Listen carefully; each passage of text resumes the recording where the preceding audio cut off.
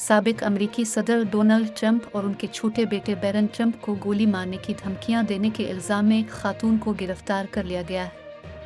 गैर मुल्की मीडिया के मुताबिक मज़कूरा पेशरफ्त से मुताल्लिक़ इलिनॉय में वाक़े अमरीकी अटॉर्नी के दफ्तर ने बताई, जबकि खातून का ताल्लुक शिकागो से है। हुक्काम का कहना है कि 41 साला ट्रेसी मेरी फ्यूरिनिज़ा ने मुबैना तौर पर मई में ईमेल में पहली धमकी दी थी और जून में मुबैना तौर पर दूसरी धमकी दी थी। फ्लोरिडा के जनूबी हिस्से में अमरीकी ज़िली अदालत में इस माह की शुरुआत में ट्रेसी मेरी फ्यूरिनिज़ा के खिलाफ बाकायदा शिकायत दर्ज कराई गई थी। खातून ने मई में मुबैना तौर पर एक ईमेल में लिखा था कि मुझे मौका मिलेगा तो मैं डोनाल्ड ट्रंप और बैरन ट्रंप को सीधे चेहरे पर गोली मार दूंगी। ये ईमेल जनूबी फ्लोरिडा की पाम बीच काउंटी में एक तालीमी इदारे के नामालूम सरबराह को भेजी गई थी, जहां ट्रंप की रहाइश है।